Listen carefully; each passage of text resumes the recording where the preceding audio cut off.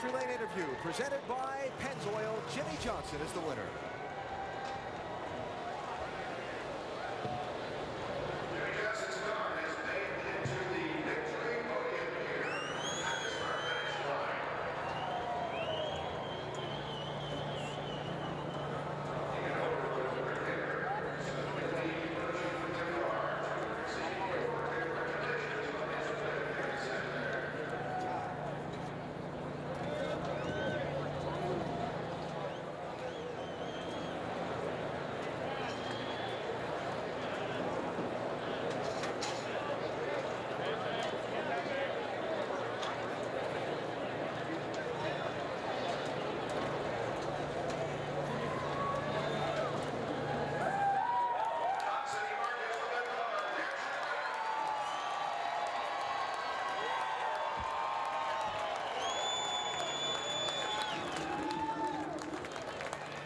A.J. Foyt, Al Unser Sr., your hero, Rick Mears, Michael Schumacher, Jeff Gordon, and now Jimmy Johnson, four-time winners at the Indianapolis Motor Speedway.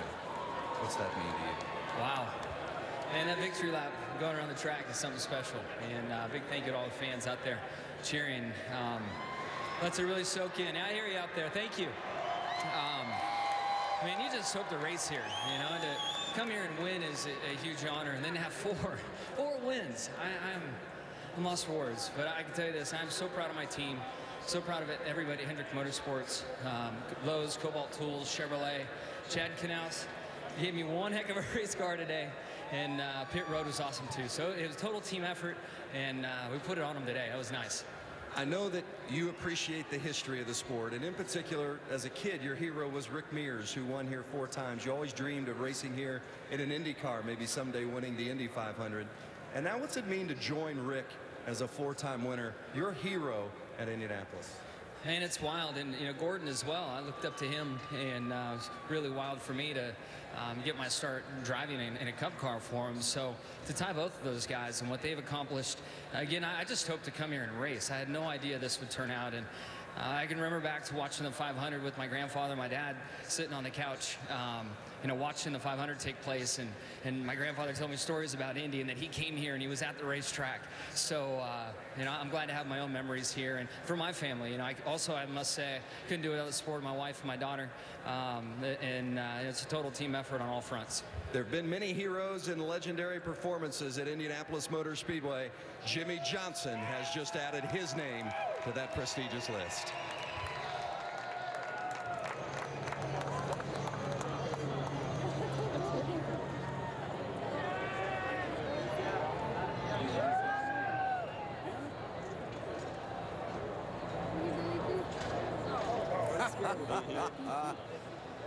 The celebration is on. Well-deserved victory for Jimmy Johnson. Chad Knaus, team owner Rick Hendrick with his 8th victory at the Indianapolis Motor Speedway. And a day when Johnson and the 48 team led 250 miles of the 400 in the race. Fought hard on several restarts. Even were in a back-and-forth strategy battle. And Johnson and company continuing to add to their legacy at this racetrack and in NASCAR Sprint Cup Series racing. 4 victories for Johnson and team. Today was number 4. They're getting ready to kiss the bricks again.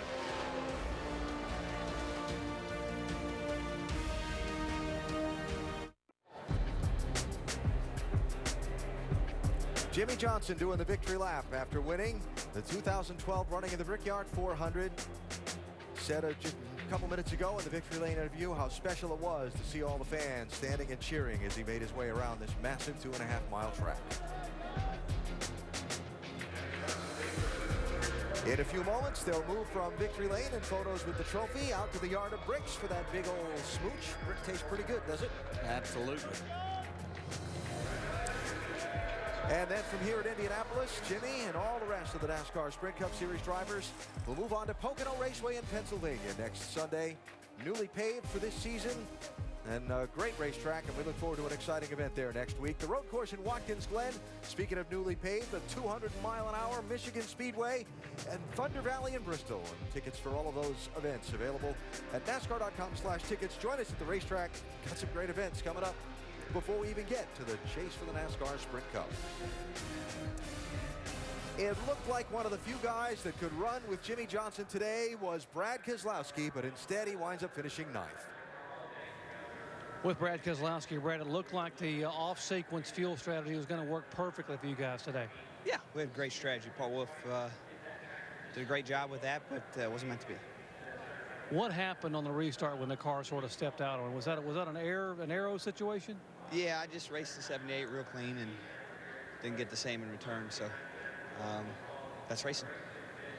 Your thoughts now on the momentum you need or for these next 6 races headed to the chase? Yeah, I mean, my team's doing an excellent job. We've got great strategy. I think we're doing a great job making good decisions. I made a few too many mistakes today to be able to win the race, but you know, the big thing is the 48 car, the parts they brought out this weekend.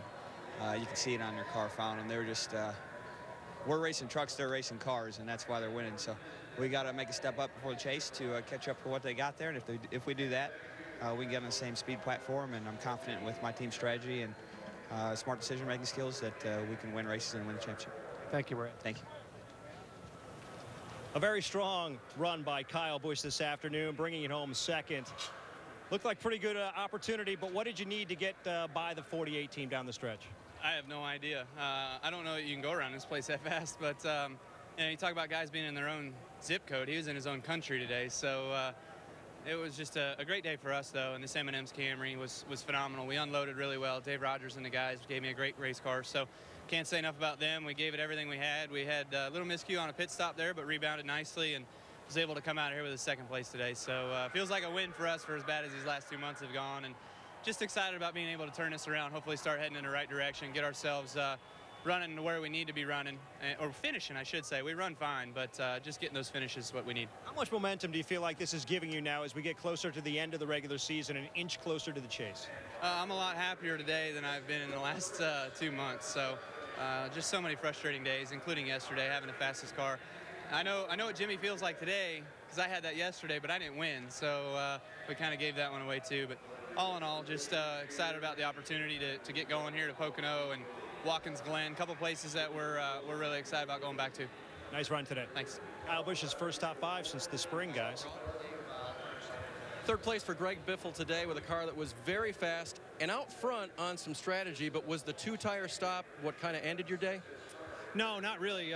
You know, we were pretty loose all day long, so it was, you know, it was unfortunate that we were that free and couldn't fix it. You know, we were real loose on 2 tires. We didn't think everybody was going to do 2 at the end, but we had a great car. 3 and 4 Fusion drove great.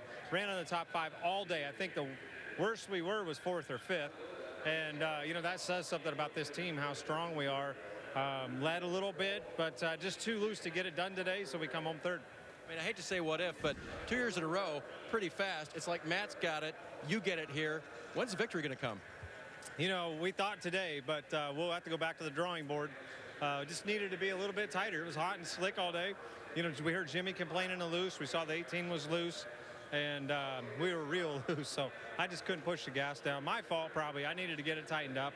But when we tried to tighten it, it just shoved the nose. So we needed something else mechanically. Probably we needed to do in the garage, not here on pit road. Solid day for Greg. Still very much in chase contention. 3rd in the points right now. Greg Biffle's teammate Carl Edwards didn't fare quite as well this afternoon. Some motor problems. I saw you debriefing with your crew chief and team engineers. What'd they tell you? They haven't told me anything yet. We know it's some issue. We think it's some issue with the ECU.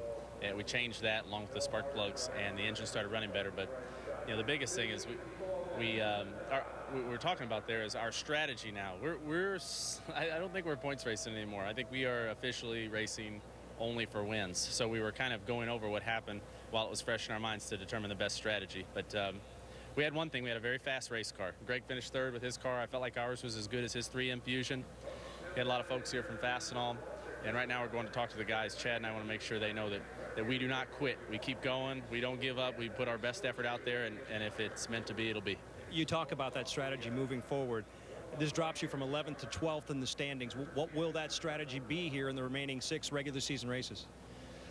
I think it'll involve lots of pushing on the right pedal and turning left and just going as fast as possible. I mean, we've got to take chances. We've got to go race, and we can do that. We can race like that, and it'll actually be a big relief in a way, because there's no other choice. We just go out and race for wins, and I wouldn't bet against this. We can do it. High risk, high reward, but you heard it from Carl. He's going for wins here as we get closer to September.